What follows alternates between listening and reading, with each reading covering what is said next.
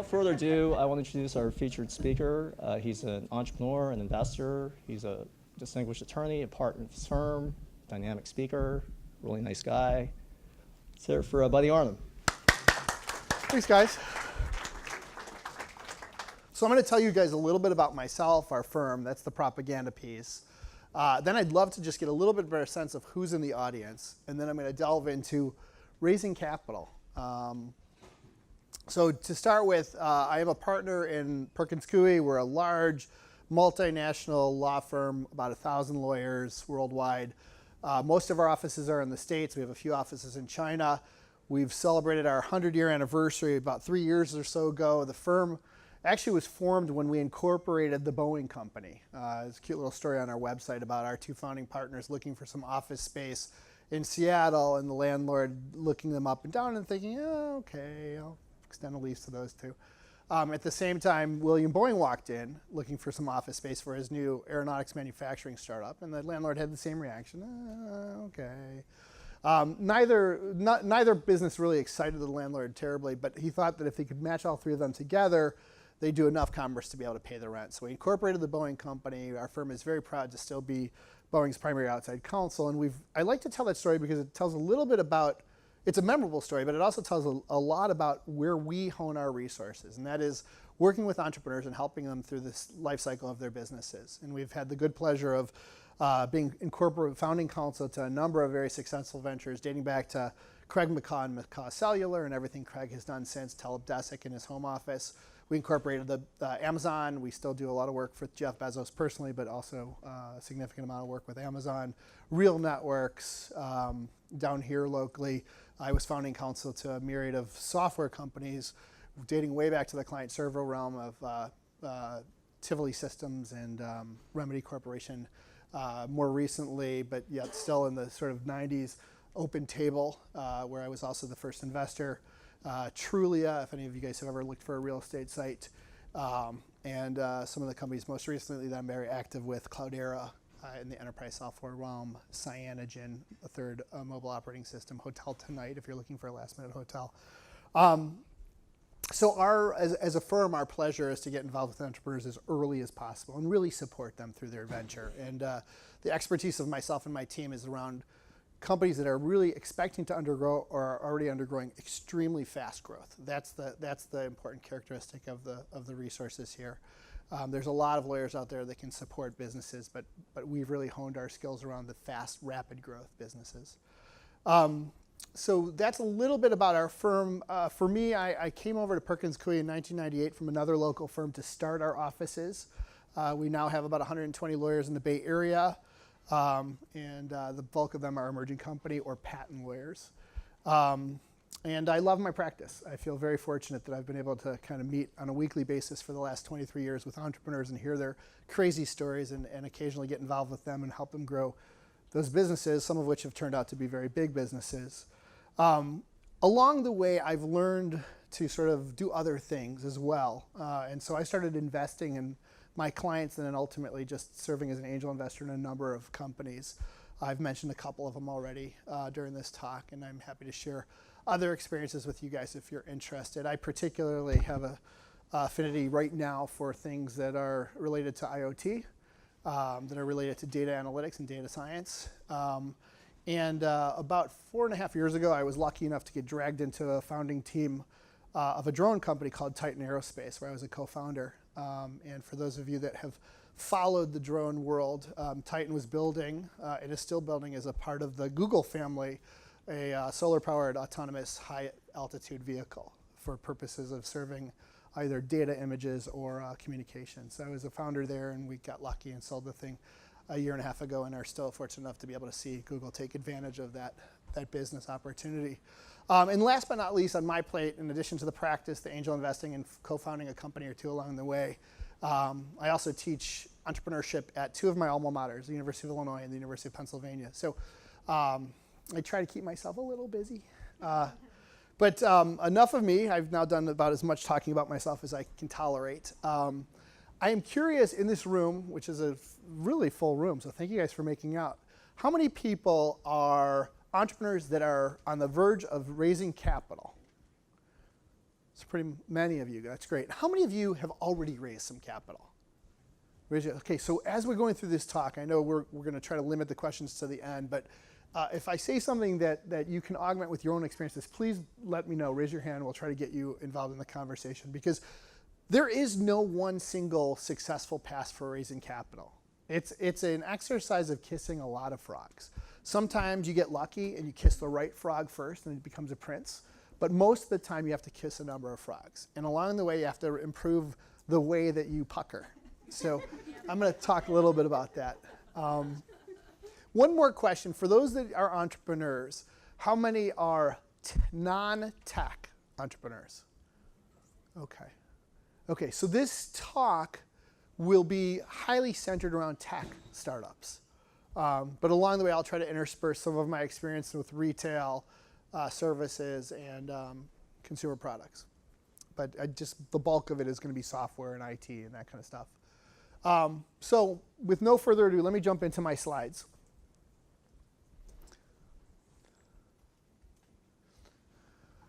So let's see how this works. Good, okay. There are a myriad of sources of capital out there. And I think those of us who live and breathe in Silicon Valley get a little jaded by the plethora of capital available, or at least theoretically available. But at a high level, I'm going to sort of go through this list in, it's almost chronological order, meaning the companies that are very, very early stage tend to bias their fundraising upon the higher sources. And as the companies progress and become more mature, these other sources of capital become available. So to start with, the most prevalent source of capital for any startup company, whether it's tech or non-tech, is going to be the entrepreneur themselves. And that's a difficult thing to do when you're looking at highly capital-intensive businesses. But the truth is, we, as a team, incorporate several hundred companies a year out of this office, and the vast majority of them get their initial capital from the founders, sometimes from their savings, but much more often from those two really prominent seed funding sources, Visa and MasterCard. So that is available. It is actually often, and it is actually at times scary. Titan, when we started Titan, the founding team funded it initially, and we quickly realized that our self-funding was only going to last so long. We were in a somewhat fortunate position where the founding team had a little bit more financial resources than most first-time entrepreneurs. But what we didn't have with that capital was other people committed to our business. So oftentimes the sort of next step, and really the first real fundraising exercise, is focused on friends, family, and the fools, the FFF. You'll hear this phrase at times. When you're investing in an early stage business where it's really an idea, or maybe there's a little something there, a little MVP, something to sort of tease the senses, the investment's really less about the product and the idea, and it's more about the people. And what people know you as an entrepreneur better than your friends and your family. And I'll just discard the fool's comment. As an entrepreneur starting out, take a sober look at your stage, take a sober look at where you are, and take a sober look at what are the real strong early attributes of what you're trying to do. And high likelihood is it's going to be you as a person. And so who knows you better than these folks? Not all of us come from a network of family and friends that have significant net worth, so we have to then look at other sources of capital. Crowdfunding is something that has emerged over the last 5 years, and I find it absolutely fascinating. In my mind, there's two categories of crowdfunding. There's product crowdfunding. It's non-equity crowdfunding, Kickstarter, Indiegogo. And basically, I view those as pre-selling your product or pre-selling your service. And many of you have heard stories of enormous fundraising success through those platforms. We see it on occasion. I will tell you that I think the successful stories probably get more limelight in the press than the plethora or abundance of unsuccessful campaigns. But it is a very interesting source of capital, and obviously we've got some people here that are experts on how to market to that community. The other side of crowdfunding is crowd equity funding, these marketplaces for selling equity securities. And as a lawyer, I can tell you that they're a little precarious still. The regulations around crowdfunding for crowd equity funding are still somewhat unclear, and so we don't see too many of our startups pursuing that route deliberately. Sometimes they end up inadvertently pursuing that route. They list themselves publicly available on angel list, and they end up finding out that they did a general solicitation that could be violative of law, and we have to deal with that. But in any event, we're keeping our eyes on this, and we're interested in seeing how it evolves. Frankly, I don't think the equity crowdfunding is a real promising source of capital over the long run for U.S. startups. But we can talk about that more offline if you're interested. What is a very, very popular and somewhat available source of early capital is this fourth bullet, the angels, the super angels, and the seed funds. And I think there's a blurry line between who's an angel and who's a super angel and what's a super angel versus a seed fund. My view is that these are all people that have a history of investing. They take their investing seriously. They do it as not just as a hobby, but as a sport or a profession. And they tend to be comfortable investing before there's validity of the product, maybe even before there's actually a product. We'll talk a little bit about the stages that we see the sources of capital coming in. Angels tend to be individuals. They're wealthy. That are interested in investing in a particular domain or a series of domains where they have personal knowledge and experience. They like to typically get involved in the company. In addition to writing a check, they like to take an active advisory role or maybe even an operational role. And if they're good angels, they actually have a network of relationships that the startups are able to leverage. Super angels take it to the next level. Maybe they sort of write bigger checks. Maybe they're a little bit more institutionalized in terms of how they invest. Maybe they've formed a syndicate of wealthy individuals that will cut checks together. And then seed funds are actually the precursor to a venture fund. They're pools of capital that an investor or a series of investors have kind of assembled together, and they invest out of that fund. They oftentimes have anywhere from a few $1 million to maybe $50 to $100 million of capital under management. And they approach it much more professionally, much more as institutional investors. And oftentimes these are precursors to a fund family that evolves over time.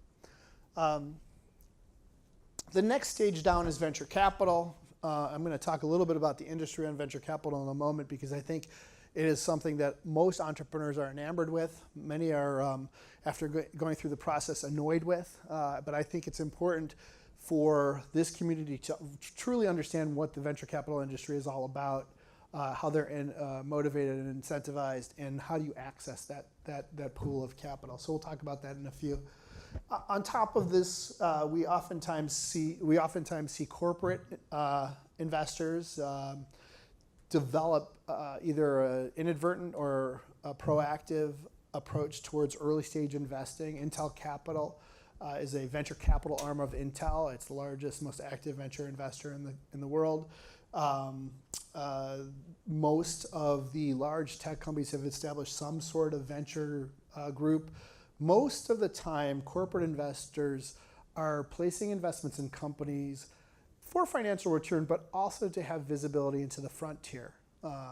Areas where they can't necessarily invest on their own balance sheet, but in an area that is important for them to have visibility into. Some corporate investors are purely financial. And the source of corporate venture capital does ebb and flow, and it tends to be a little later stage than at least this category and up. We occasionally see companies raise some capital from the government in the form of grants or loans. Most of those companies tend to be very heavy science. And I have to confess that there is oftentimes some constraints around governmental grant money that can stymie a startup's ability to grow quickly. And so for us in our portfolio of companies, we tend to see a little less of this than some of these other sources of capital. And then last but not least in terms of sources, there are an abundance of later stage investors that ebb and flow into the market. Over the last 3 years, we've seen mutual funds like Fidelity and Wellington and T. Rowe Price come in and do these very large late stage private deals. We've also been seeing a lot of private equity funds do some crossover growth investing, and certainly hedge funds are always opportunistic. In the down markets and the up markets, we see these players come in aggressively for particular holdings that make sense with their portfolio direction. So anyway, this is kind of the category of sources of capital, with the earlier stage businesses oftentimes funded here, and kind of as companies grow and get a little bit more established, additional capital from here. Any questions with that one? Cool. So what is the funding environment? So I'm going to delve now a little more deeply into venture capital. So at a high level, venture capital is an industry. It is an asset class. In the grand world of managing money, raise your hand if you are familiar with portfolio management. Okay. So in the world of managing money, there's a theory out there that if you diversify your holdings, you can maximize return and minimize risk. And what I mean by diversifying your holdings is put some in debt instruments, put some in equity instruments, put some in real estate, put some in commodities. And then within those categories, maybe put a large cap stock and a small cap stock and a value stock and a growth stock. And so the concept is the more diversification you have, the higher the more you'll be able to mitigate risk, because as one stock goes up, the other may have a reverse correlation and go down, but they'll neutralize themselves. And sort of, anyway, that's the theory. Within the world of portfolio management, most fund managers allocate a portion of their assets under management to a very high risk asset category, an alternative asset category. And that alternative asset category not only is high risk, but it also tends to be illiquid, meaning not easily resellable. The general rule of thumb is somewhere between 2 and 5% of a large portfolio will be allocated to alternative assets. And within alternative assets, there are a number of possible investment vehicles. One, perhaps the most prominent, is private equity. And that's funds like KKR or Francisco Partners that will take majority controlling interests in a business for up to 3 to 5 years and sell them with the hope that as they own that business, they're able to bring efficiencies and growth to it and sell at a profit. Another asset in that category of alternative assets is venture capital. And venture capital is an investment in private companies with an expected hold time duration of 5 to 7 years, and the expectation of very, very high growth or very high peerish rate. So over the years, venture capital, which started as sort of a smaller pool of capital and a not well understood alternative asset class, has grown into a real industry. And to give you a perspective of how many dollars were allocated to venture capital investors to then make investments, in the early 90s, it was a $4 to $6 billion industry, small. By 2000, there was $110 billion committed to venture funds to make investments in small startup companies. Most of you look old enough to at least remember portions of 2001 when the market crashed. The venture capital market also started to crash at that time. And by sort of mid-2005, the venture capital industry had truncated back down to about 18 billion, 15 billion, somewhere in that range. The good news is, particularly for Silicon Valley, where we are the recipients of roughly half of all venture investments, the industry has popped back up. And last year, about $50 billion of venture capital was invested in 4,400 deals. And about 30 billion was committed to new venture funds. Now you might scratch your head and say, well, wait a second, why are these numbers different? And the reason why they're different is when you raise a venture fund, you first get commitments from investors to put money in your fund, and then you take that money and you invest it over a 3 to 5 or 7 year time horizon. So this is the amount that was invested in 2014. This was the amount that came up and was committed to new funds that will now invest over the next 2015 through 2020. To give you a sense of where it's continuing to trend, through the first half of the deal, another 31 billion was invested in about 2,200 deals. So same pace of deals, but bigger chunks of capital per deal. And about 18 billion, which will trend to about 36 to 40 billion, was committed to new funds. So we're on kind of an uptick in the venture community. And the reason is logical. We've had some pretty impressive liquidity events over the last 5 years that resulted from venture investments that were placed right before then. Twitter, Facebook, Google, which is not that recent, but Workday or Pure Storage, which went public a few weeks ago. Along the way, we've seen a couple of interesting things happen. While there seems to be an uptick in the amount of money that's going into new venture funds, the number of funds are actually at a historic plateau, low plateau. In 2000, when $110 billion was committed to venture, there was about 3,000 venture funds that were collecting that money. Last year, it was about 254. We're on pace to do a little bit more than this year. So what you have is the amount of capital committed to these funds growing, but the number of firms holding that capital and investing that capital is roughly staying the same. And what that beckons is that venture folks are investing larger chunks of dollars per investment, which translates into a little later stage investments in most of their portfolio. In the olden days, venture capitalists were the primary source of capital for two guys in a business plan.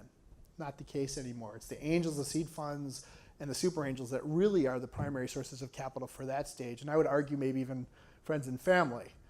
Venture guys now, most of the venture investments, and you can't draw an absolute rule, but as a trend, venture investments from the traditional venture funds tend to be a little later stage. The product's built, the product's in market, customers are using it, there's validity around the business model, and now it's time to ramp. And so we're going to raise $10 or $15 million as opposed to a couple $1 million to build the product. Any questions with that? This is kind of an overview of the venture capital industry. And the takeaway for all you guys that are looking for capital is be sober about whether you're eligible for venture capital in today's market. So here's some just visuals to echo what I had just shared with you. There's basically three categories of statistics that are most watched, most followed in the venture capital industry. There's dollars invested in startups. And as you can see here, there was a blip in 2000. It trended down very quickly, and it's been climbing over the last 3 years. The second statistic is commitments to new funds. And again, you can see there was a small cottage industry in the late 80s, early 90s, and then it's really spiked up by 2000, crashed, kind of has been hovering and plateauing up until the last year or so when it started to climb again. The third statistic that's really actively watched to sort of regulate, to monitor the health of the venture capital industry is how much aggregate capital is under management by venture funds. Remember what I said before, when a fund is raised, they take commitments, and then they expect to deploy those commitments into investments over a 3, 5, 7-year time horizon. Along the way, they kind of assemble a mass of capital. And this shows you the amount of capital that was not just committed, but actually managed by the investors. And what you can see there is it didn't crash down, because what happens is when you committed in 2001 $110 billion, that $110 billion stayed in the market. It was still available to invest and manage. So we're kind of rectifying that and coming down to a level that the pundits say is a healthy level for the quality of activity out there. So let me move now from kind of an overview of where you can find capital to what you do to raise capital. What is the process? And I know a number of you are embarking on this great adventure.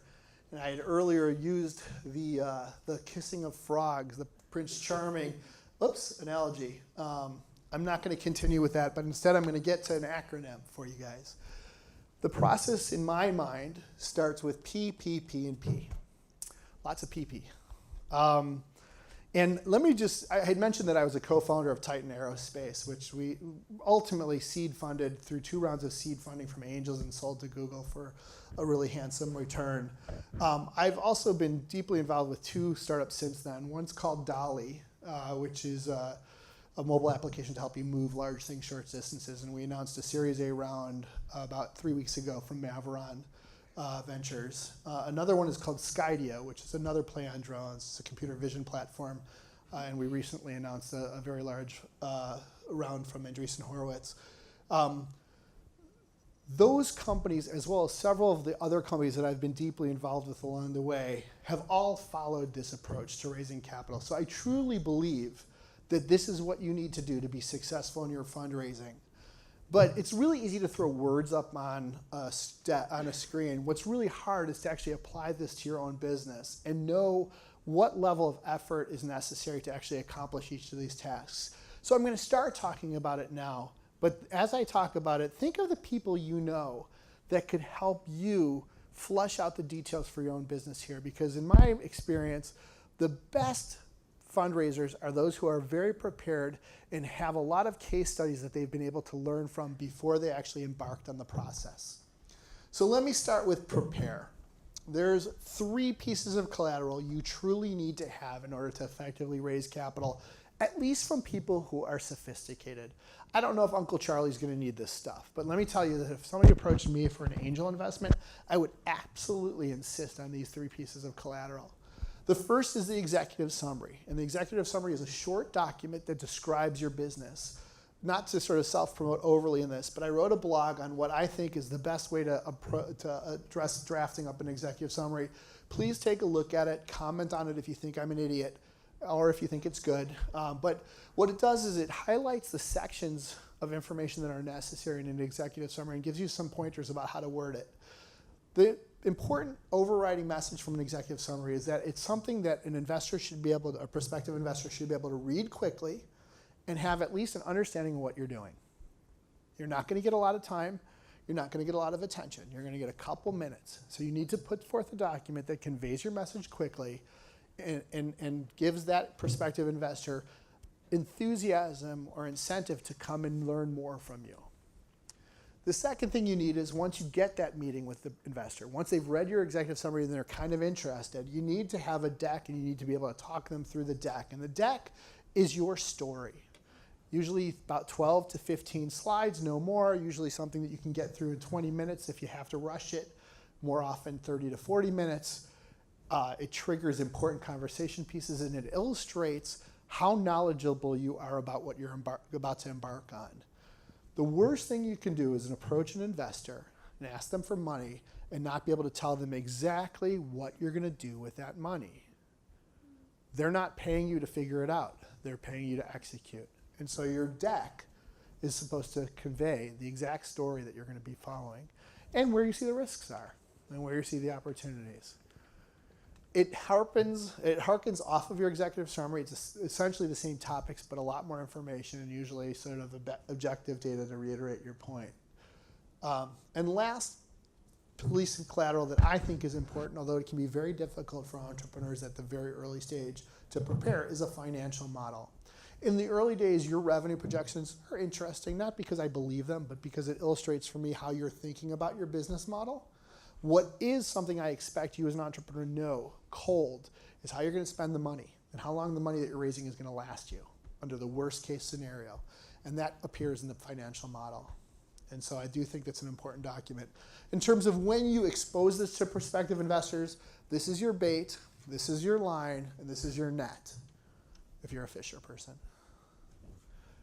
The next thing you can do, or maybe in parallel with this, is to practice your pitch. You can never practice enough.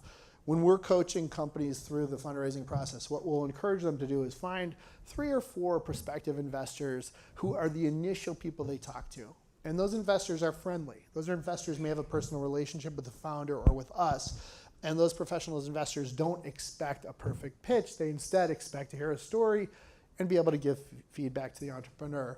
The probability that you're going to have your first meeting and nail that investor and bring them in as an investor is very low. You're going to get basically your practice out on that first set of investors. And it's the second wave of investors that are probably going to hear the story in a more refined manner and probably have more success raising from them. So practice, and you can just not practice enough.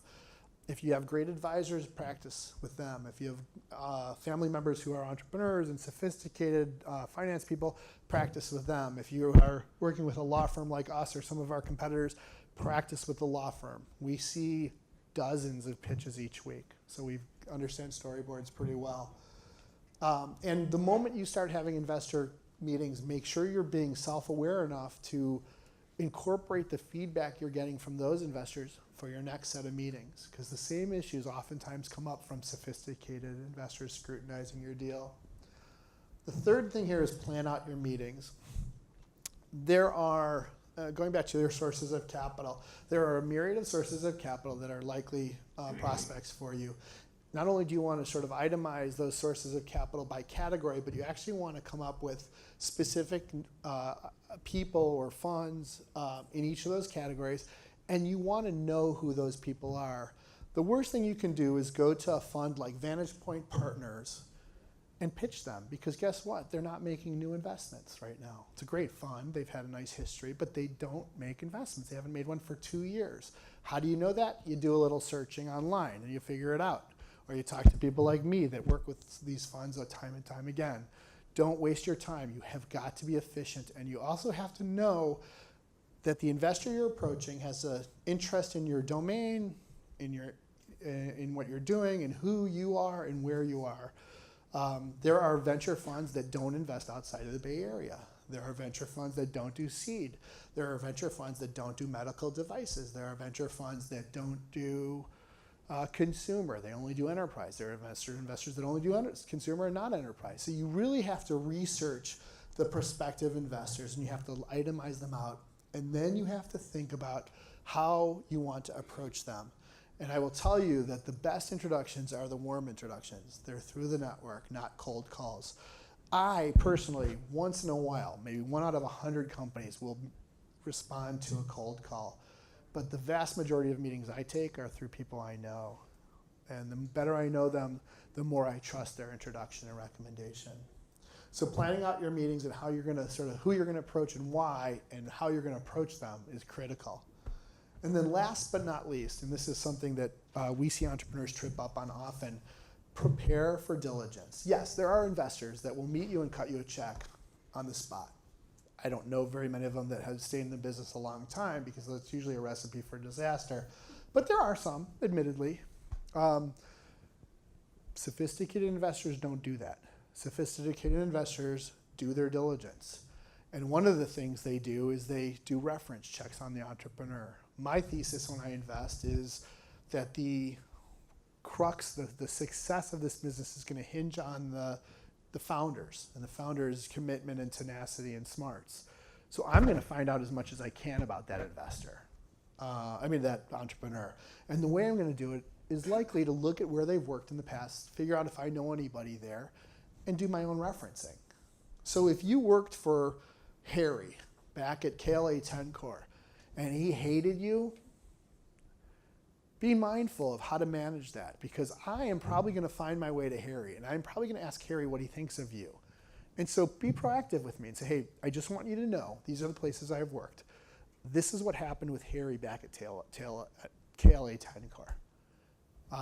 You can't always do it. It's a little uncomfortable. It actually may ruin your opportunity, but I believe being more transparent and more forthright with your prospective investors is likely going to produce better results for you when you ultimately ask for the check than if you kind of stay quiet. It's an integrity thing, and it's a transparency thing. As you're delving into your executive summary, and more importantly your deck, and by the way, you'll see that I didn't actually put business plan up there, because I actually think the business plan is a precursor to an executive summary. It's really easy to write a long document, and it's really hard to synthesize it down into something short and concise and compelling. That was my question, by the way. Okay, great. We've answered that one. But when you're going through that exercise, to me, some important things to think about, and please do look at my blog, because I've spent a lot of time trying to define trying to instruct people how to draft up good executive summaries. But you need to define the TAM, the total available market. That's a starting point. And on the one hand, you want to show that the TAM is sizable. On the other hand, it also has to be relevant to what you're doing. I met with a company today that's providing a kind of interesting information resource in the marijuana industry. I found it fascinating. And she was telling me that by 2020, the US marijuana industry is expected to exceed $20 billion in annual sales. And my question to her is, well, what of that is available to you in your service? And she's like, well, it's $20 billion. I said, no, you're selling information. You're not actually selling the product. You're not actually doing retail rent. You're not hiring employees. There's a portion of that TAM that's available to you. How much is being spent on marketing by these companies, and how much is projected to be spent on marketing?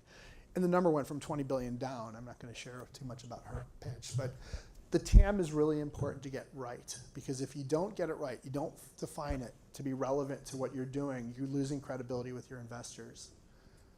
The second thing I throw up here is to be able to articulate your hypothesis and the tests that you're going to run to confirm your hypotheses.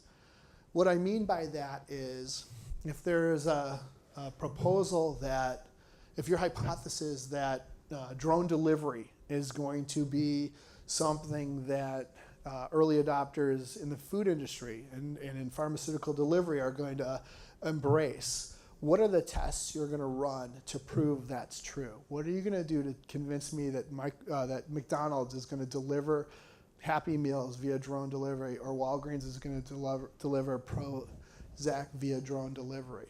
What is your hypothesis, and what are your tests that you're going to play out to prove that hypothesis?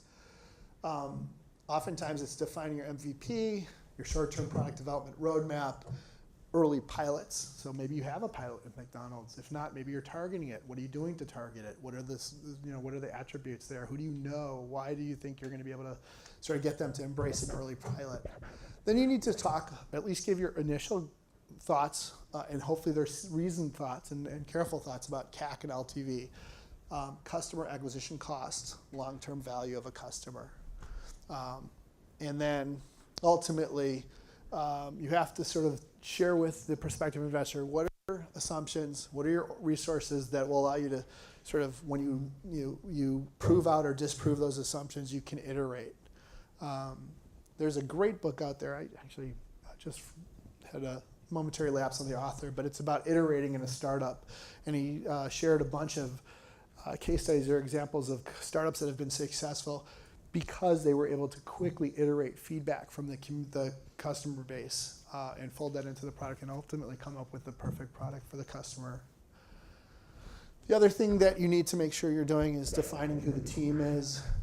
Again, in the early stage, I believe that the founders, the people involved in the business are the most determinant of success. So make sure that you're carefully articulating who your founders are and why they're going to be successful at this particular venture. The people that affiliate themselves or surround themselves with high quality people are usually high quality people. So be careful about who you bring on as an advisor, but don't be shy about bringing on people that add to your credibility or add to your story. And last but not least, this is the obligatory pitch for lawyers. I do believe that in addition to these characteristics, investors do look at the service providers that you involve in your business, and the higher quality those service providers are perceived to be, the higher quality you're perceived to be in terms of being able to recruit in the right resources. Timing takes a while to raise capital. I mean, once in a while you'll hear stories about entrepreneurs that go out there and within a week they've got 2 term sheets and a week later a bank account full of $5 million. That doesn't happen as often as the 90 to 120 day process. And so as an entrepreneur, be realistic about the timing. And on the one hand, you're going to be prodding and encouraging prospective investors to move quickly. But if you're unreasonable with them, if you're not reasonable about when they should be able to get back to you and make a commitment, they're going to lose interest. If I'm overly rushed, I'm not going to invest. I have to do a certain amount of diligence and I have to let the process play out before I'm willing to cut a check. So be realistic about your timing. It's a credibility thing. And last but not least, your expectations should be that you're going to have to talk to a lot of people in order to find the few that understand what you're doing. And of the few that understand what you're doing, probably only 1 or 2 are actually going to believe that you're the right team to take it forward. So you're going to kiss a lot of frogs. You're going to let them grow their course. And you're going to provide them this information. And at the end of that process, hopefully you have money in the bank to exploit the opportunity that you're convinced you have in front of you. I'm going to now move from how you raise capital, and by the way, we could talk for a millennium about how to raise capital, but that was hopefully a primer for you. I'm now going to move to how does the capital ultimately get structured? How does it come into the company?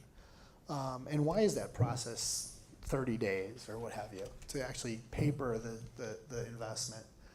In the early stage, we see funding coming into startups with one of 3 structures: debt, what's called SAFE, which I'm going to spell in a few moments as an unnecessary structure, and equity.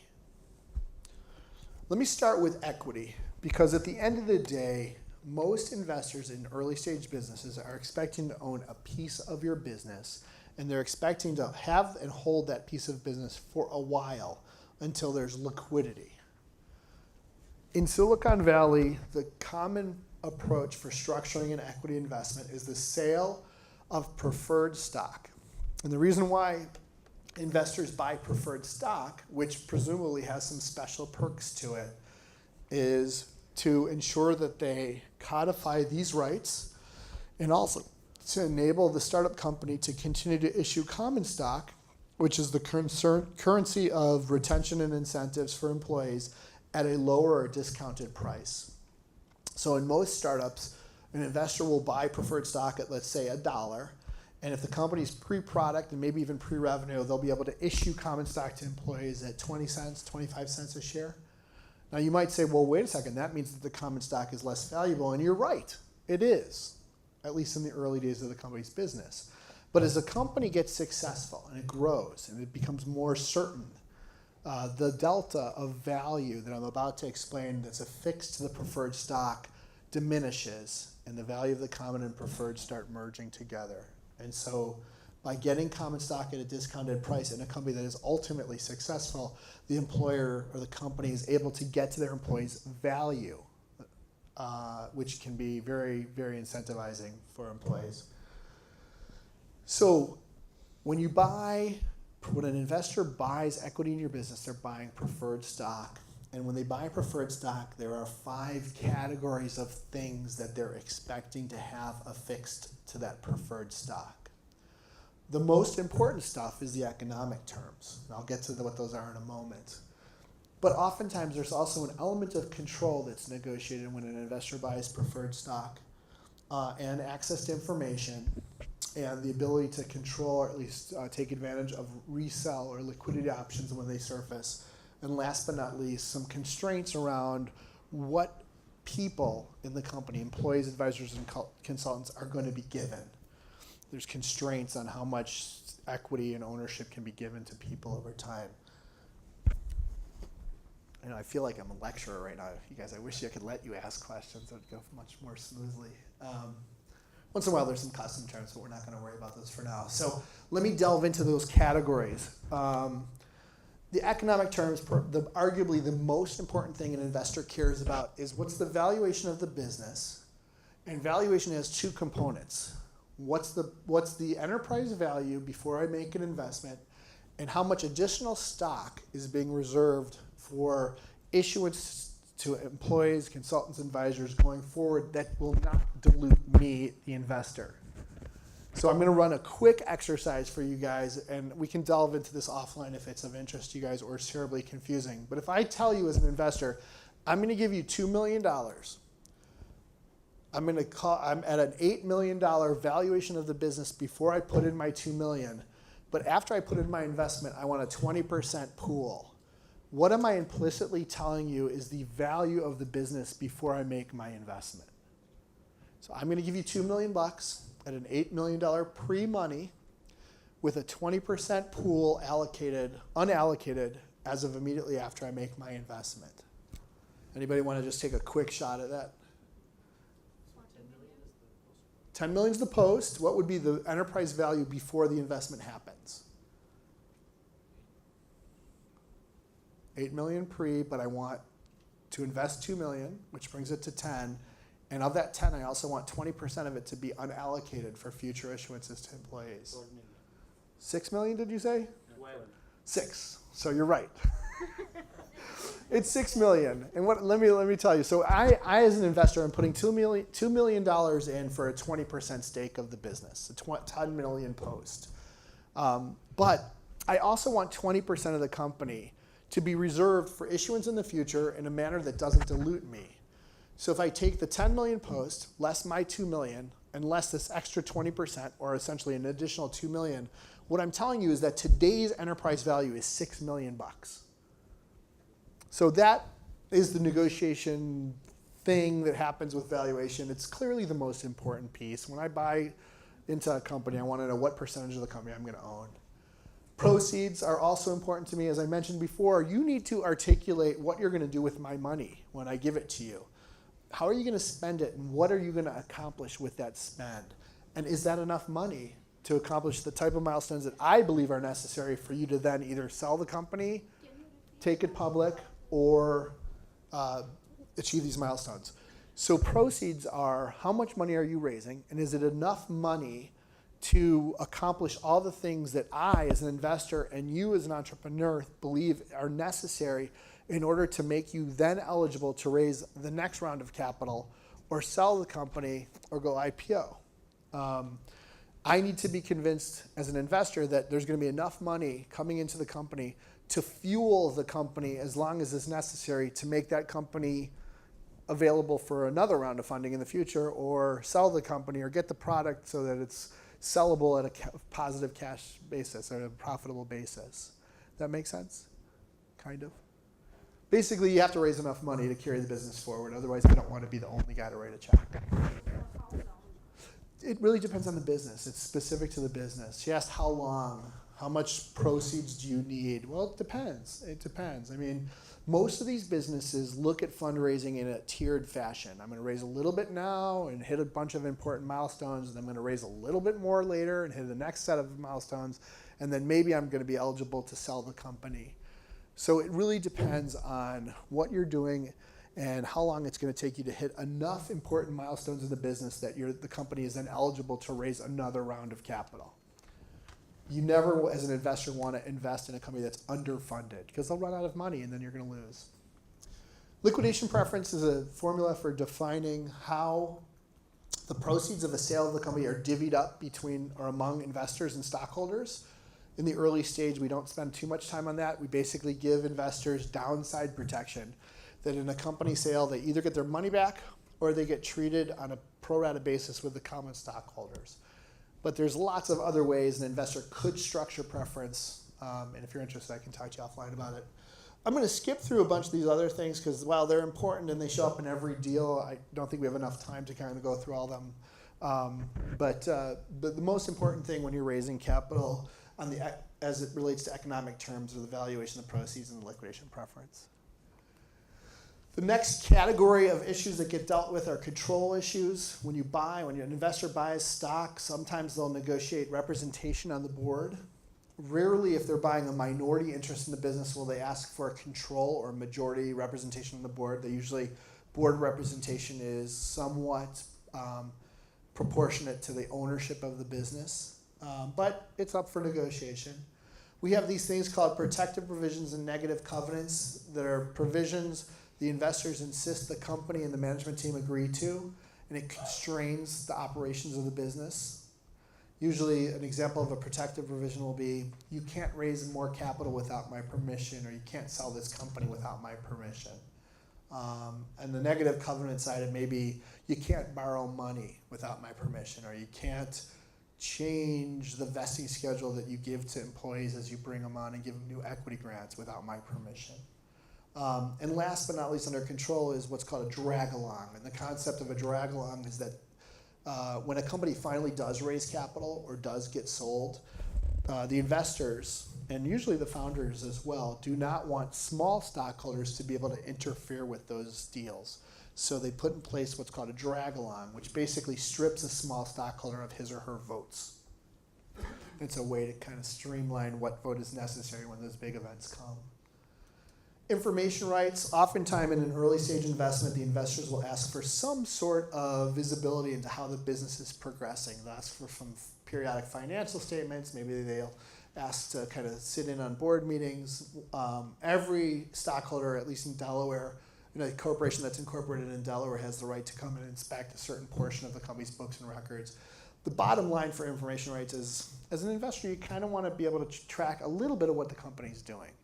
In the early stages, not a lot of time is spent structuring this too carefully, but it does exist. And the companies that raise capital, at least again from sophisticated investors, do expect to provide those investors some periodic update on the business. These last two categories are around liquidity and resale. Typically in an early stage business, early funding, we don't spend too much time defining this stuff. But when you buy stock in a private company, you can't just turn around and sell that stock. There's a bunch of constraints on your ability to resell your ownership.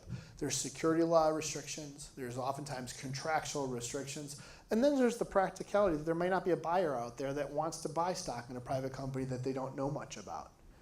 So we do a bunch of stuff to kind of memorialize these rights and these restrictions. And last but not least is as an investor comes on board, he or she is oftentimes interested in making sure the key people have incentives to stick around. So we'll look at the vesting of the equity that those key people hold, what happens to that equity vesting if there's a sale event or if they get kicked out of the company. And so this tends to be an area of talk. In terms of cost and timing, my team and I closed over 200 seed equity fundings last year. The legal fees alone for this stuff can range from about 10 to 15K all the way up to 40 or 50K. And in some instances, they can be significantly more depending on how much time everybody spends with each of these rights. But at the end of the day, the paperwork is about an inch thick. All right, I'm going to speed this up because I can see people are kind of over their time limit. The other type of structure we use to infuse capital into a seed company is debt financing. It's usually the sale of convertible promissory notes. And instead of producing an inch of paperwork, we tend to produce about 5 or 6 pages of paper that reflect what the investors consider to be the most important terms, the economic terms. And in particular, in these seed bridge deals, what investors care most about is what percentage of the company they're going to get for their seed investment. So they negotiate a valuation cap. And what is the benefit of investing now versus when the company does its next round of funding, and that's usually by getting a discount. So the way these get structured, let me take a step back. If I were to invest in a seed debt financing, I would be lending the company money and I would be agreeing with the company that that loan gets converted into equity at the time the company does its next financing. And that equity, that debt would convert into equity on the same terms as those future investors, plus some benefit. And that benefit tends to be a conversion discount. So I'll convert it the next round, but at a 20% price discount. Or it will be at a valuation cap. I'll convert in the next round, but my equity is going to convert at a $10 million pre-money valuation as opposed to whatever the investors in that round negotiate. All debt in the US has an imputed interest rate, so these facilities tend to have a modest amount of simple annual interest, 3, 4, 5%. And in the off chance that after you make the loan to the company is acquired as opposed to going and raising another round of financing, the notes are usually repaid and some premium is paid to the investors. Usually that premium is tied to whatever the valuation is that you as a seed investor negotiated as your valuation cap. Last but not least is when you invest in these early stage businesses, you oftentimes do want the right to put more money into the company as the company raises more capital in the future. So you negotiate what are called preemptive rights. These other categories, information rights, control rights, and liquidity, in these seed bridge deals, we tend not to spend much time defining them or memorializing them. The investors really tend to sort of take a leap of faith and really just prioritize these issues and rely upon this kind of information being made available to them when the company goes and raises the next round of capital, at which point these notes convert. I am really sensitive to the time, and I think I probably dwelled a little bit too much on the process of fundraising, so I'm going to kind of go quickly here. There's a third type of structure that is oftentimes used for infusing capital into a startup company. It's called a SAFE. It was actually a creature that was created by one of my partners here and adopted by Y Combinator. The bottom line with SAFEs is they're very, very similar to convertible promissory notes. But they tend to be a little bit more company favorable and a little less enjoyed or received by investors, and at least in the community, the seed community that we work with. And I can make these slides available after the talk if you guys want to delve deeper into this. As an investor, these are the terms that are most important. Making sure that I know exactly how much of the company I'm buying for my investment. Making sure that to the extent this company doesn't take the traditional path of raising seed money and then venture money and then more money, but instead gets acquired, that I get treated fairly, that my money cannot be prepaid, and I can accordingly not be cheated out of my share of the upside of the investment or the company, and that there's some definition around when either my money's going to convert into an equity instrument, or when I'm going to get repaid, or when the company's going to sort of wind down. Just some clarity around the term of the investment. So I've gone through this kind of quickly, but hopefully this makes sense. Let me, and by the way, I did rush through this, and if it's interesting to talk about this stuff, I'll hang around here, and also you can grab my business card on the way out. There's also a couple of my colleagues in the audience that are even better versed on this stuff than me that you can feel free to reach out to. But the bottom line is raising capital for a startup company is not easy. If anybody tells you it is, they're wrong, or they're lying, or they're delusional. There are moments when it's easier and harder. I would say in this market, it's somewhere in between. We're coming off of a 2-year stint where seed capital was really plentiful, and it's still out there, but it takes some effort and energy and concentration to pursue. The best way to pursue it is to be prepared and follow my process, and if you have other ideas, please pass them along. And be realistic about it. At the end of the day, most investors are making investments because they expect to make money. And they expect to share in the appreciation that you create on the business with their money. And so if you go into raising capital with a mindset that it's a partnership and that you're going to share the upside that you create with your own human capital, but also the access to the dollars that are being invested, you should have a strong relationship with your investors. There are other things that sort of fall out from this talk, how to sort of model out your ownership after raising 1, 2, 3, 4 rounds of capital. I'd be happy to talk about that offline. There are things that we would strongly encourage you to do or not do as you form your business, including making sure that you form it in a jurisdiction like Delaware that's predictable and familiar to investors. And probably the most important thing here is be very careful about who you align with your business. The people that you bring in are a reflection of you, and you want to make sure that they reflect positively on you. So anyway, let me halt there and now open it up to questions. There's a mic in the middle. If you guys do have questions, please maybe jump up to the mic and ask them. Yeah, so I have 2 questions. The first one is the dilution clause that you briefly went over. And the second question is, could you go over a little bit about the haggling process of getting money from VCs? Yeah, okay, so going back to this part right here, when you're raising equity capital, so if your infusion of seed capital gets structured as a sale of equity, which by the way is the preponderance of deals. One of the economic terms is what's called anti-dilution protection, and in particular it's price-based anti-dilution protection. The concept being that if I as an investor come in and buy your stock at $1 a share, and you turn around tomorrow and you sell stock to Tom for 50 cents a share, I'm not feeling so good. And so I would oftentimes, in these deals, we will see very often what's called price-based anti-dilution protection. And what it does is it adjusts my per share price downward under that scenario by looking at 2 things that have happened. The first thing is how much ownership did Tom grab at 50 cents a share? If I have 1 million shares that I've paid $1 for, and he has 1 share that he paid 50 cents for, it's not that dilutive. If I have 1 million shares that I paid $1 for, and he has 10 million shares that he paid 50 cents a share for, it's super dilutive. So the formula looks at 2 things. It looks at how much ownership he's acquired and how steep of a discount and per share price he achieved in that sale.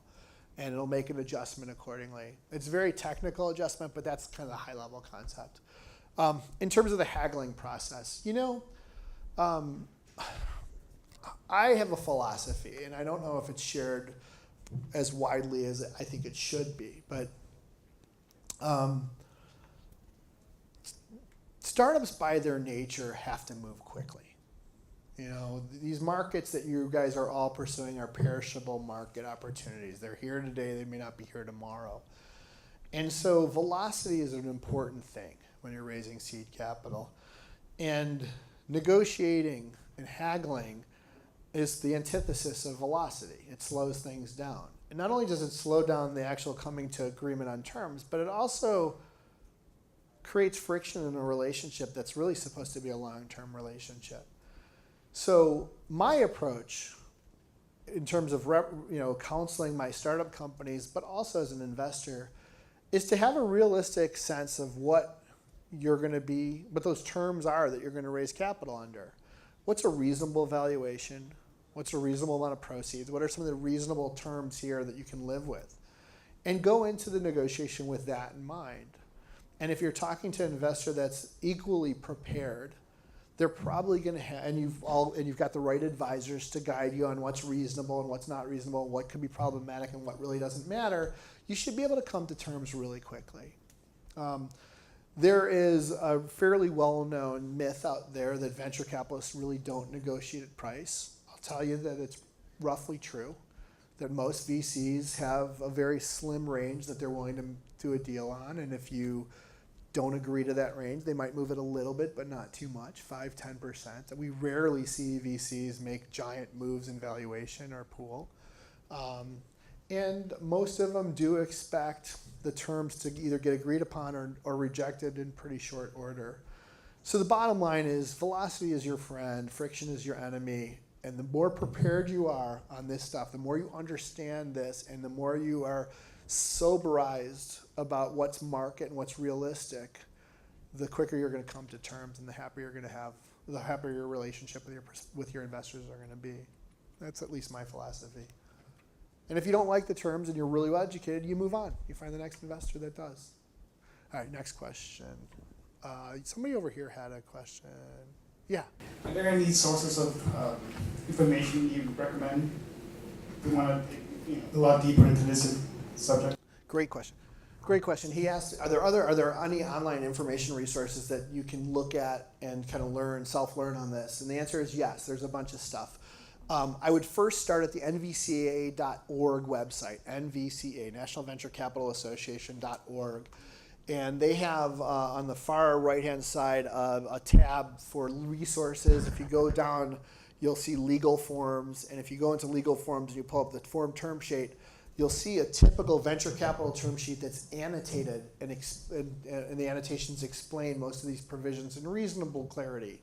That's one resource. There are a bunch of lawyers that have done YouTube videos, including myself, that kind of talk about aspects of this. So you can oftentimes go onto YouTube and just say VC terms or VC term sheet or liquidation preference, and you'll find some interesting stuff there. And the truth is, there's also a lot of people like me around Silicon Valley that you can approach, and if you've got something interesting going on, they'll spend a half an hour, an hour talking with you and getting you educated. It is complicated stuff, but honestly, as an entrepreneur that has raised capital, this is the only thing that really matters, honestly. The rest of this stuff gets clarified as you raise more capital down the road. Anyways, next question. So I've got a basic question about legal entities, since you mentioned it, going C Corp, Delaware. Now, a lot of micro ISVs start up bootstrap companies, such as myself, starting off in LLC. That's damn easy, right? So at what point would you say, if you're going after first round angel, would you actually make a shift or need to make a shift to C Corp? So, great question. And I probably can't get into all of the details here, but I'll give you a high level, and I'm happy to talk about it offline. In my mind, there's basically three types of entities out there. There's, at a high level, there's taxable and for-profit and nonprofit. And we're just going to, for purposes of this discussion, discard the nonprofit. So in the for-profit world, there's essentially two types of entities.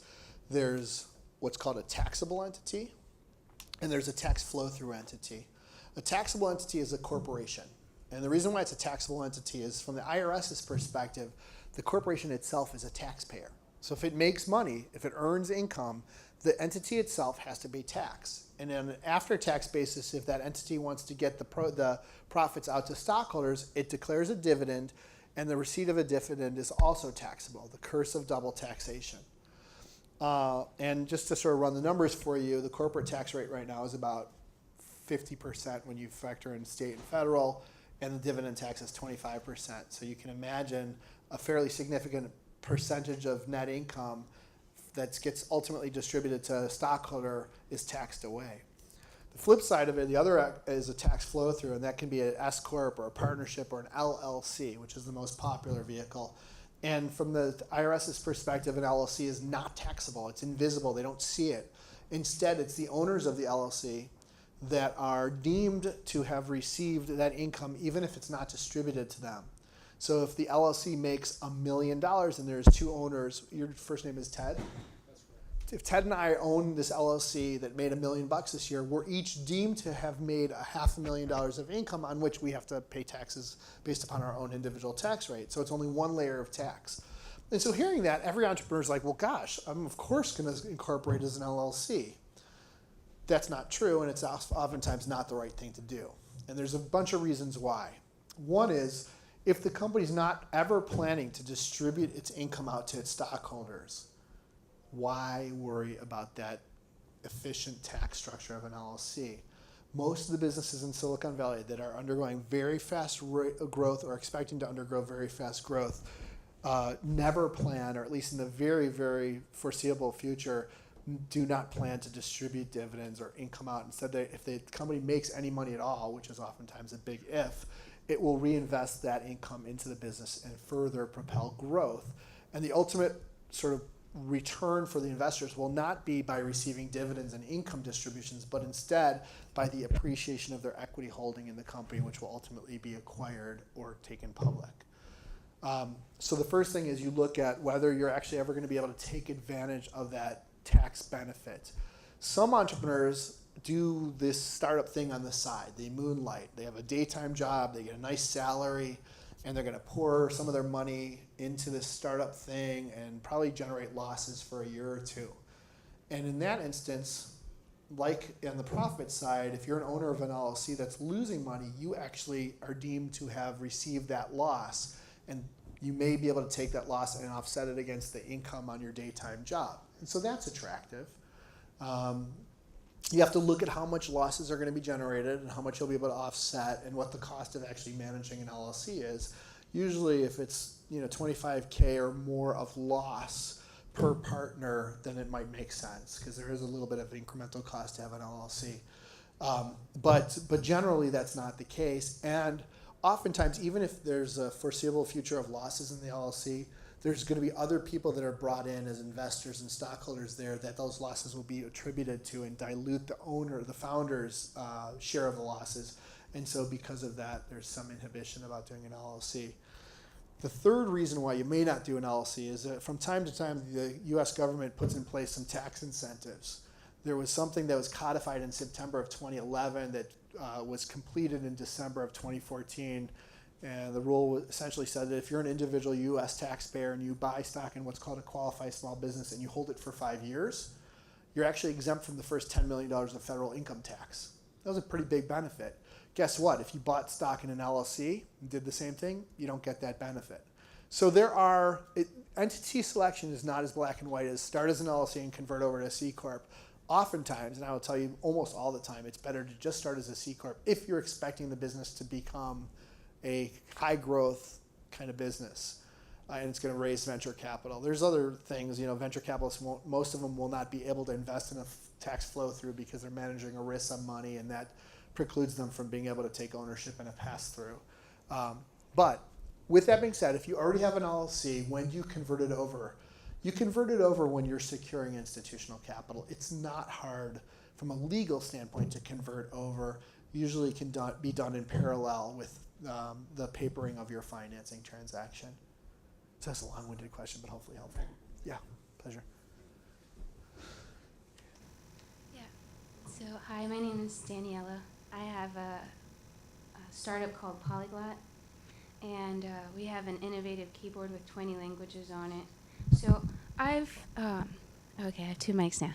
So I've gotten to know a lot of people and the Silicon Valley and San Francisco over the years, and by now I'm ready to announce a round. We've done a lot on our own, and I've been very talented in finding things for free, including patent attorneys and trademark attorneys. And so now we're ready to raise a little money, and I know some people who I'm courting, a couple investors. And so I guess my question is how to announce a round and by which vehicle? Do you publicize that? And do you give like an end date, and how short is too short? How do you like rally everyone together? So when you say announce funding, you mean how do you commence the process of raising capital and let people know you're in the market to raise money, as opposed to announcing, hey, we've already closed $1 million, here's our press release, right? Right. Well, a friend of mine told me that you have to give like an end date, and then usually the interested party will ask what your minimum is, and then they try to get into it all, like several people. So it's good to know what your minimum is, and then the end date, right, of when you want to close it, because it adds some kind of suspense. I don't know. Yeah, I think setting a deadline is something you do sort of deep into the process. I mean, if you are just starting your fundraising now, like if you came into my office and pitched me today, and you said, hey, we're closing in a month, I would say, oh, good luck to you. I mean, enjoy, because I don't know if a month is enough time for me to get comfortable with your investment.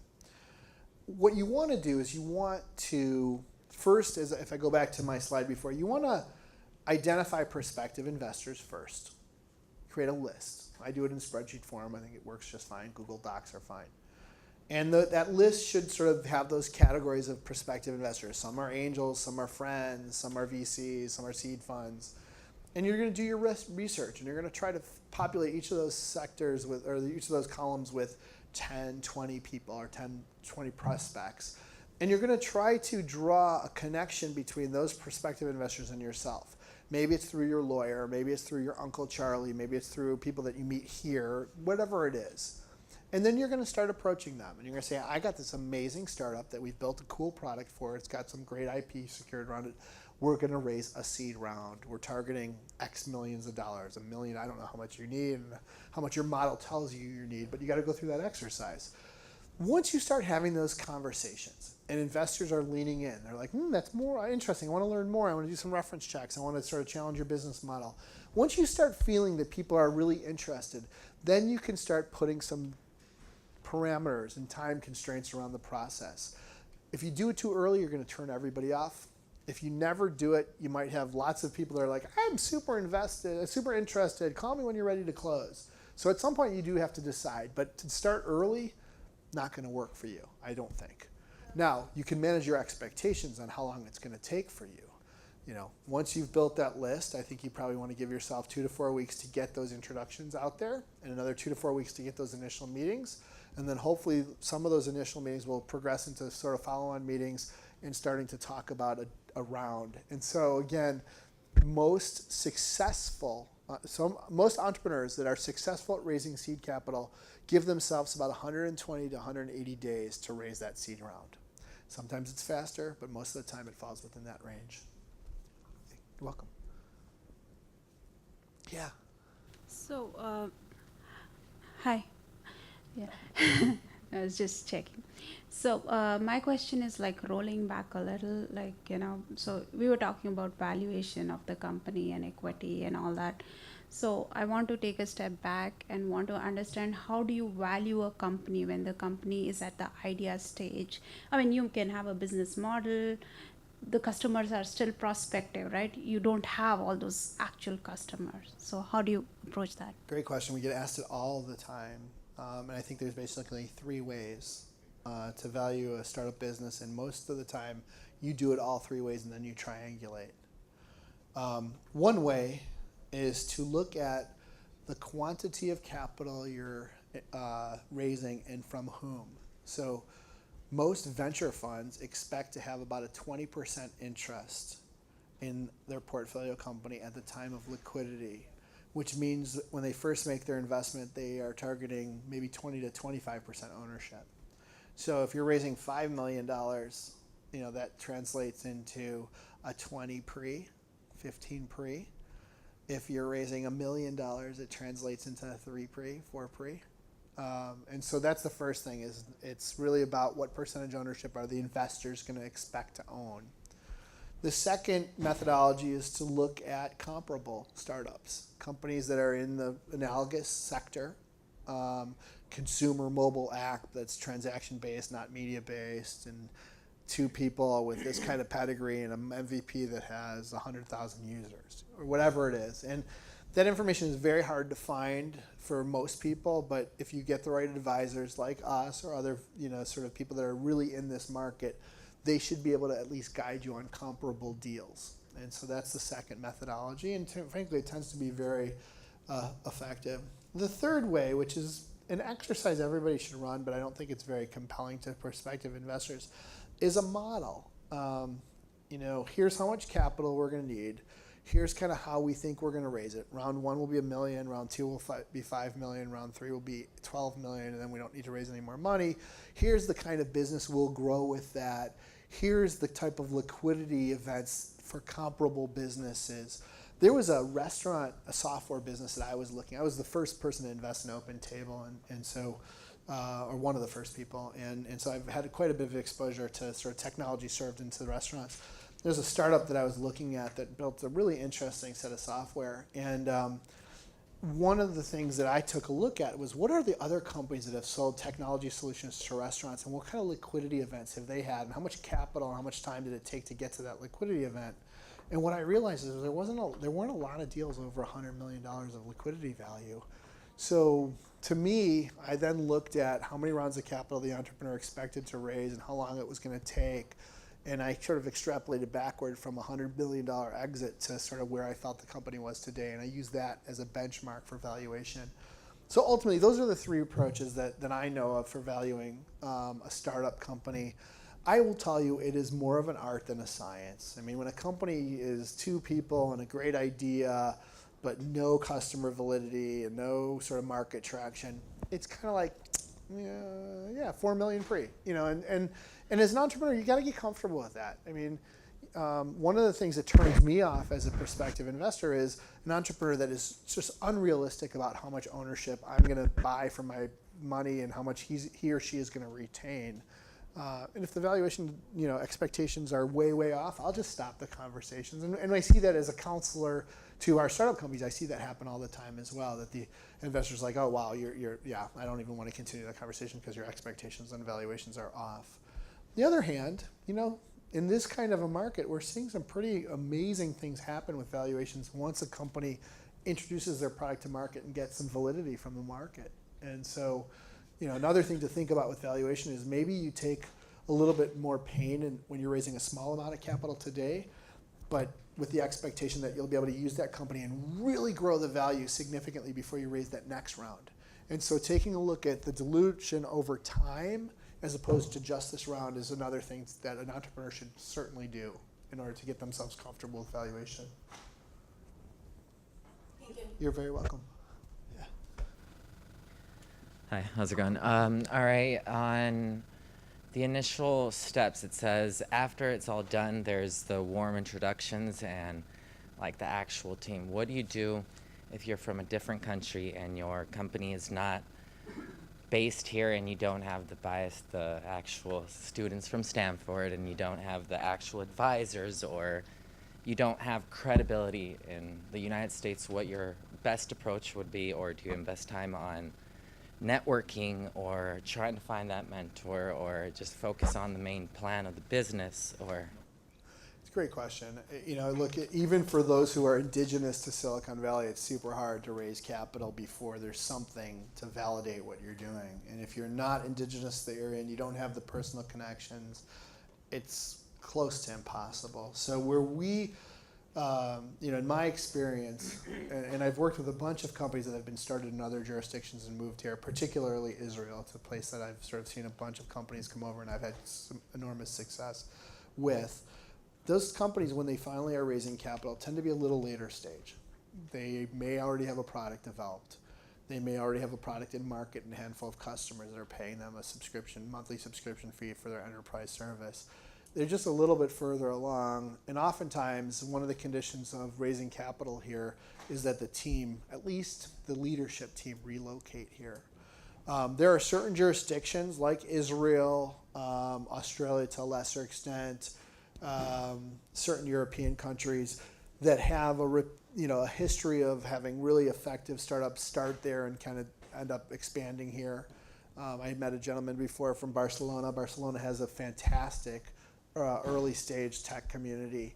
And there's a bunch of companies that we've seen come over from Barcelona and develop their sales and marketing leadership here and grow into significant businesses. Investors that have familiarity with those companies in those jurisdictions tend to be willing to invest a little earlier. But by and large, if you're not indigenous to the Silicon Valley, your best sources of capital are going to be sources of capital in your own market. And in order to access Silicon Valley money, you're probably going to need to be a little bit further along where the risk profile of your business is lower. And maybe you've decided to relocate here permanently. Yeah. Hi there.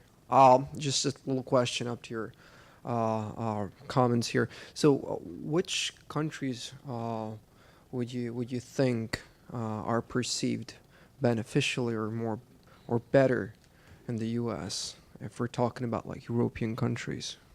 Well, there's no country that's better than another country in terms of their ability to start. I mean, the U.S. has particularly Silicon Valley has an ecosystem that I think makes it easier for companies to get off the ground and achieve rapid velocity.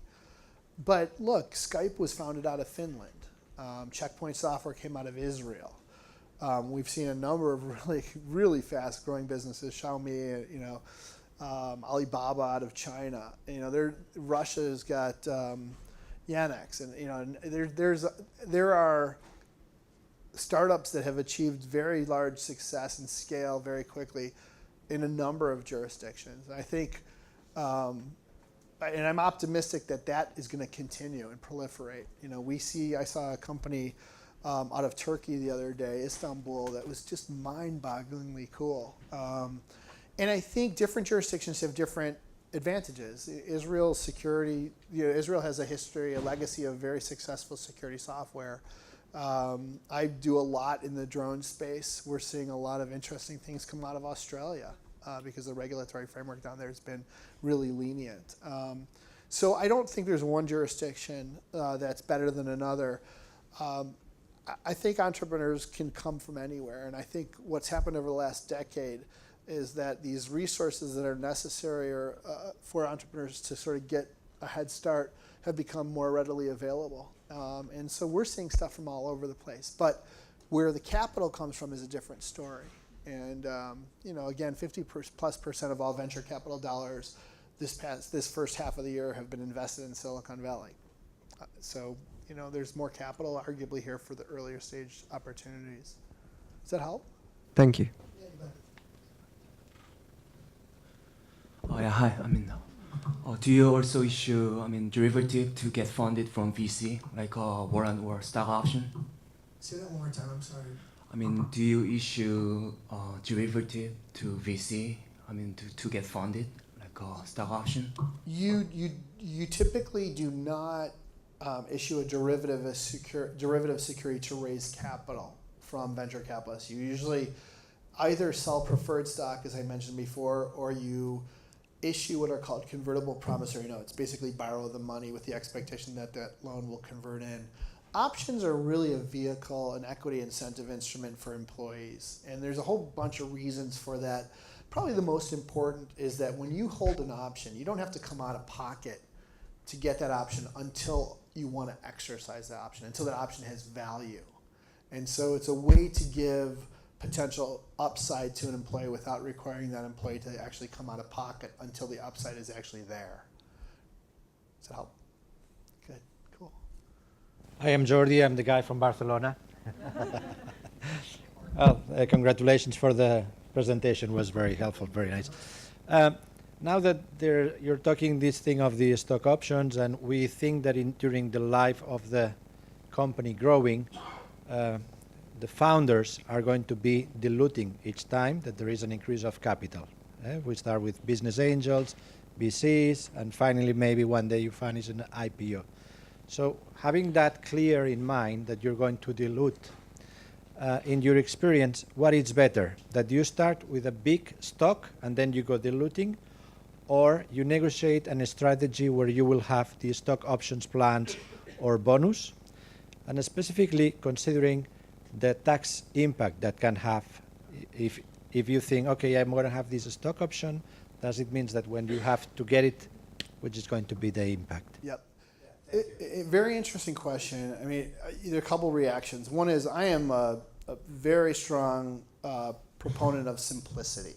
I think companies can oftentimes, I've seen them repeatedly get mired down in complexity in a way that actually hampers the overall business. And it's almost like the tail wagging the dog. You get so creative with how you structure equity that you forget you're running a business that has to move really quickly. In my experience, you also, with simplicity comes clear incentives. And as an investor, one of the things that I really frown upon are protections for the founders. I'm investing in the founders, and I expect those founders to have a lot at risk. And so if they have, lots of protections about being kicked out or offsets against dilution, it raises up questions for me. Well, why is this guy so worried about the bad stuff? Shouldn't he or she just be interested in moving this business forward? And by the way, if they move this business forward successfully, I have no desire to take back anything from them as an investor. So the vast majority of the companies that we get involved with start with a pie that gets divvied up amongst the founders.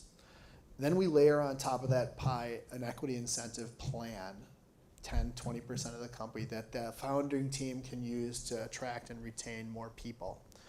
Then they sell equity usually to investors and maybe sell 20-30% of the business to that first chunk of investors, and another 20 or 30% to the second chunk of investors, and probably another 10 or 20% to that third chunk of investors.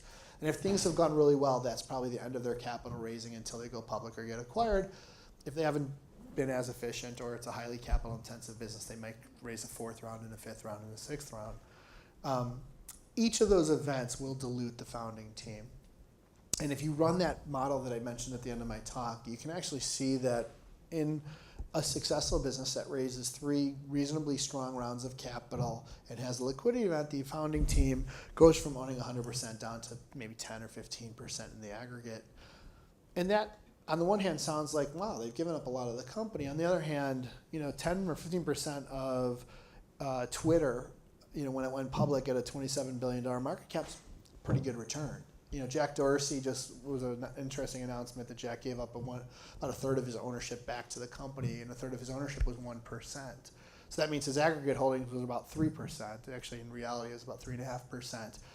He was the founder of Twitter, and you might say to yourself, God, he got a lot of dilution. But 3.5% of a company that has a market cap of now, I think, $35 billion, it's a pretty good return.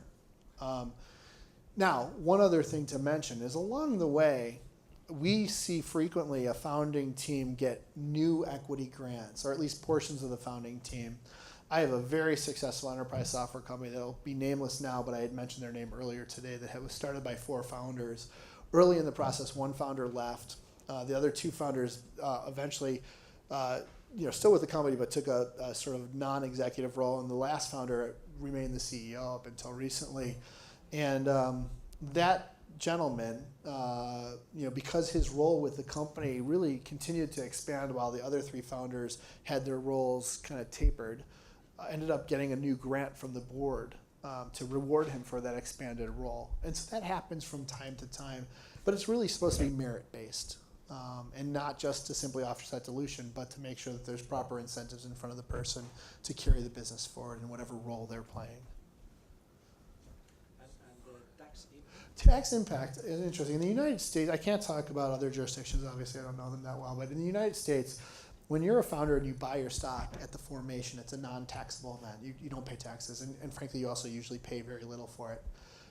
As the company progresses and the valuation of the company grows, the ability to get the founder's stock without any tax implication is difficult. The only way to do that is to issue options that have an exercise price that equals fair market value. And so I can give you an option that at the time I give you, the option has no inherent value because the exercise price equals the fair market value. And that gets to you tax-free, no tax implication. However, when you ultimately exercise that option and liquidate the option, it tends to be ordinary income as opposed to long-term capital gains. And so there's a tax disadvantage to holding options. The alternative would be to sell you stock instead of granting you an option, but you'd have to come out of pocket money for that. But if you did that and held that stock for a year, the treatment would be tax favorable, it'd be capital gains. So lots of complexity. But the most important thing is if I were a founder, I'd try to get all my stock up front and recognize I'm going to be diluted. And hey, if I get a new grant along the way, it may not be as tax advantageous, but if I grow the business's value, I'll still make some money on it. You're welcome. So last week I attended a seminar on funding that Carol Sands was involved in. Rob sponsored that as well. That was very informative. Now I posed a question to Carol. I'd like to pose it to you as well, but a little bit more contextually. I've created IP. It's online, so now at this point I'm trying to get some traction, the first 10 SaaS customers, if you will. I'm the founder, developer, business development guy, marketing guy, dishwasher, et cetera. Now, I'm not needing funding in the near term, but probably about a year down the road, I expect to go after funding. So I want to line things up.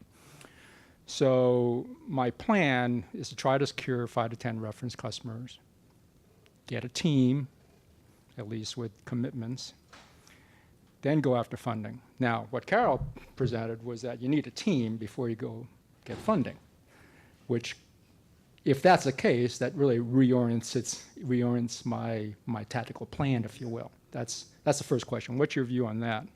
Yeah, when you're raising capital, again, it's sort of shades of gray. The more risk you've sort of pushed out of the system, the more certainty of the opportunity, the more clarity on the size of the opportunity, the more immediate the opportunity is perceived to be, the higher the probability of raising capital.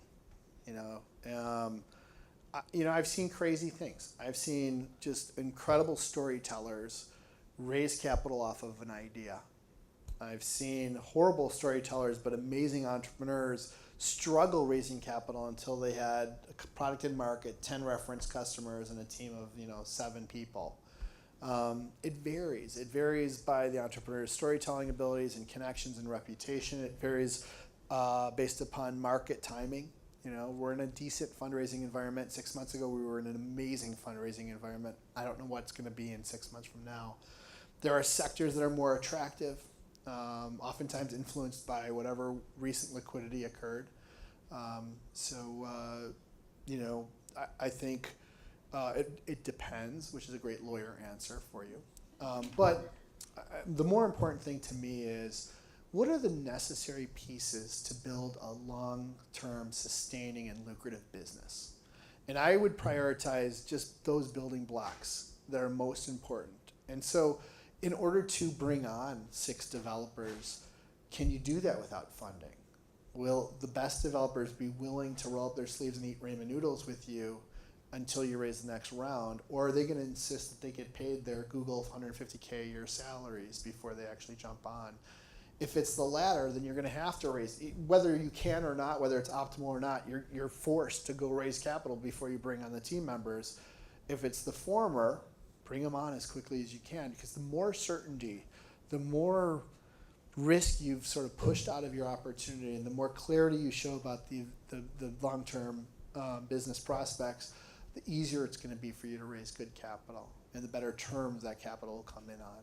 So I don't have a great answer, but I tried. Good, thanks. This will almost be a follow-up to that one. Can you give us some numbers in terms of what you see for those great storytellers who are able to raise funds without a product versus someone who already has an MVP product, sort of the percentages that you see there? Yeah, I have a lot of stories, and I just don't know which ones are already public or which ones are not, because as a counselor to startups, I actually be a little careful. So I'm not going to give you names, although I'll give you some guidance on how to sort of. But we've seen. I guess these are some of them. So one of the companies I invested in, and it was also founding counsel to, was a company called Trulia. How many people are familiar with Trulia? Real estate vertical search. Those guys, the founders were Sami Inkinen and Pete Flint. They approached me as they were finishing up their second year at Stanford GBS. GSB, sorry. And so they had an idea. There were two entrepreneurs that actually had done something successful previously. And they came to me and shared with me their idea. They had clearly thought an enormous amount about the idea, because as they were talking, I could envision in my head what they were trying to build. This idea of maps and tax records and pictures and reviews and community reports all in one place when you're looking for residential real estate. I got it. I saw it in my head. And then 3 months later, when they came to my office with their wireframes and their mocked up website, it was exactly what I had conjured up. Between the time I met them and the time they were able to show me the wireframes, we had raised a seed round. And it was a very consistent seed round. I don't remember the exact details, but I know that the investors as a group roughly acquired 25% of the business for a couple $1 million of seed capital. And it turned out to be an amazing investment for everybody involved. I've had a recent instance where it was a sort of a much more consumer-focused application, and it was already built, it was already in market, it had tens of thousands of users on it, but no real visibility into a business model. And we raised a seed round of a few $1 million in the high teen valuation. It was at a time when mobile applications were really, really compelling to the investor community. I don't know if it's quite the same right now. It'll ebb and flow. But I would tell you that the main concentration of valuations we see for startups, and startups are usually more than just two guys in a business plan, but earlier than a product in market that has a handful of customers actually paying real revenue for it, somewhere in between, tends to fall in the mid 7 figures, 4 pre, 5 pre, 6 pre, something like that. And again, they're usually targeting a raise of $1 million or $2 million of seed capital. And that's mainstream. I have a deal right now that we're doing where it's a 3.25 million pre, raising $1.5 million. It's a little bit on the lower end. I have another deal that we just closed last week, raising $3 million at a 12 pre, 15 post. So that's kind of the range. Stuff that falls outside of that are unusual, and they have some interesting characteristic to compel the valuation higher. Helpful? Cool. Could you repeat the numbers? Yeah. I would say the mainstream numbers are, 4, 5, 6 million pre-money, raising $1 to $2 million. And lower than that has usually a reason for being lower. Maybe it's not as big of a market. Maybe it's a first-time entrepreneur. And higher than that, something's interesting there. Maybe there was a recent valuation of Snapchat, and this is sort of a very, obvious thing that's going to fit into Snapchat or whatever. So. Hi. Yeah, hi. I had a question relevant to one of the earlier slides where you talked about different sources, and so focusing on the angel versus the VCs, and all the following details. Do you think there would be, would they be slightly different if it was like early stage angels versus more formal VC rounds? I think more institutional, more professional investors probably are more insistent on more aggressive valuations, because at least the theory is that they're coming not just with money, but other resources that could help move the business forward. Folks that maybe are not as professional at investing may be a little bit more flexible. The interesting thing is if you look at these unicorn companies out there, and you look at what how well an investor would have done in, let's say, Uber at a 5 pre, 10 pre, or 100 pre. An investor in any of those valuations would have been extremely happy today.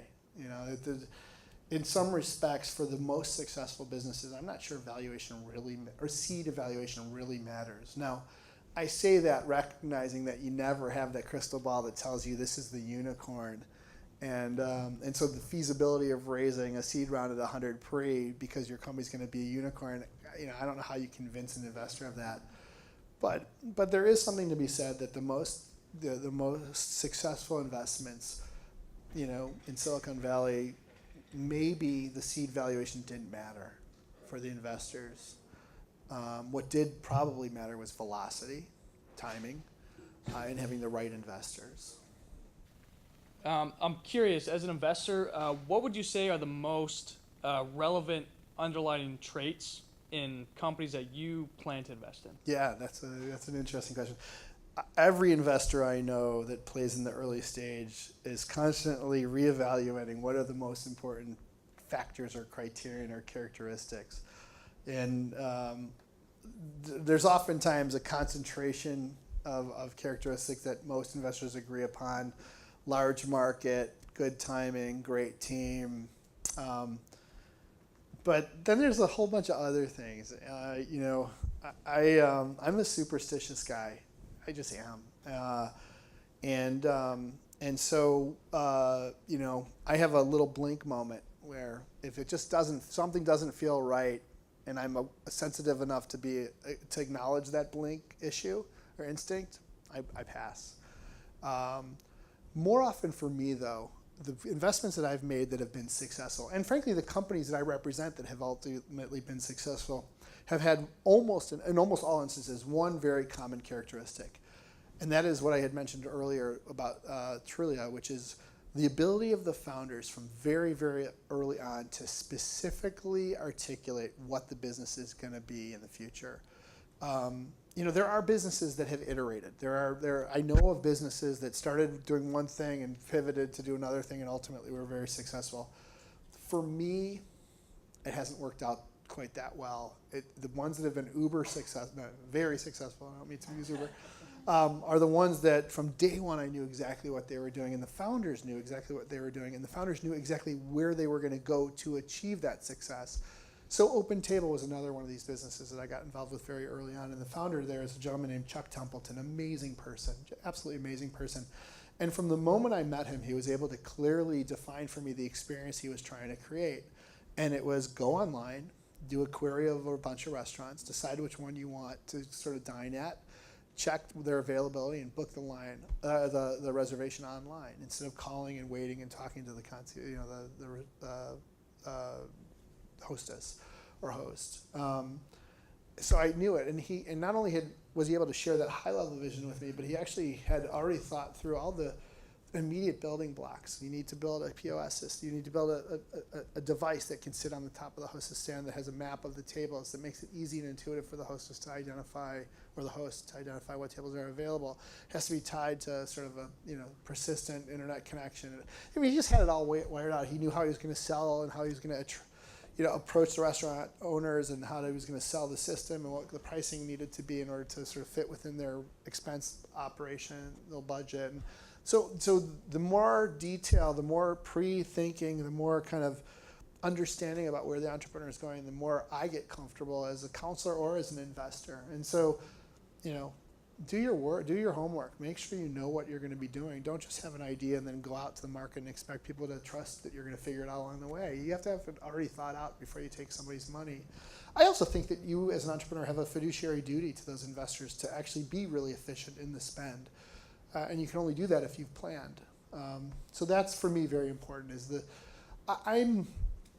I have areas that as an investor, I'm particularly interested in. I had a very significant success in the drone world, and I learned a lot. And I feel like I probably know more about that industry and the different technologies that are surfacing than most people. So that's an area I feel more comfortable exploring deeply.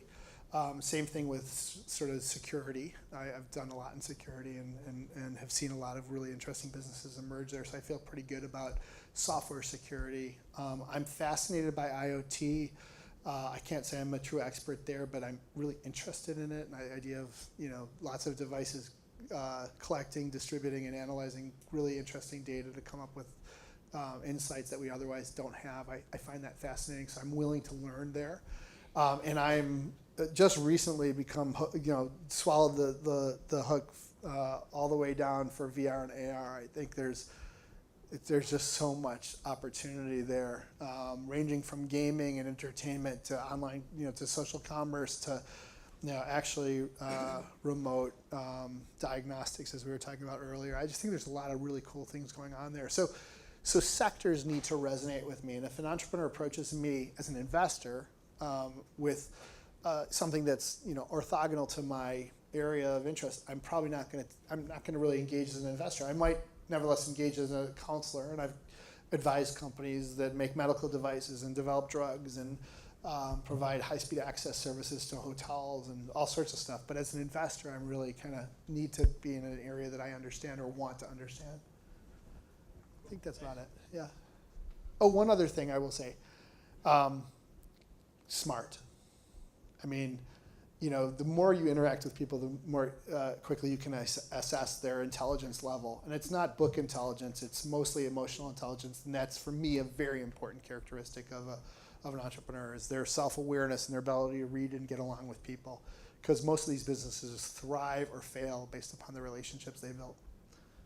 So what happened to brilliant geniuses whose emotional intelligence is very low? They surround themselves with people that can complement those.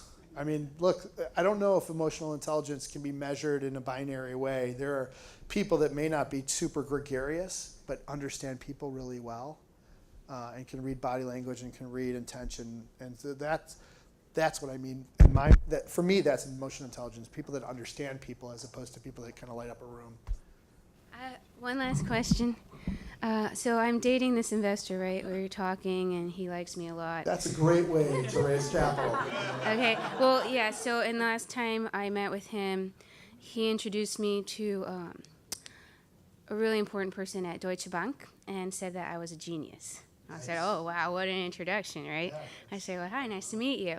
And so, and then we talked about the product. I didn't want to bore them to death, so I didn't do a demo. I talked about how it worked with my hands, right? Made it feel fun.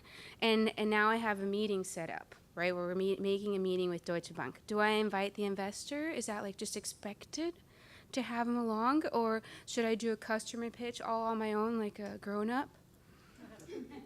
Or, I mean, we're like in it together. I know. It really depends on that investor's relationship with the prospective customer. And frankly, how knowledgeable that investor is. Like, for me, it would be a bit of a turn-off as a customer to have the entrepreneur come in and have an investor that's clueless about what we're talking about involved.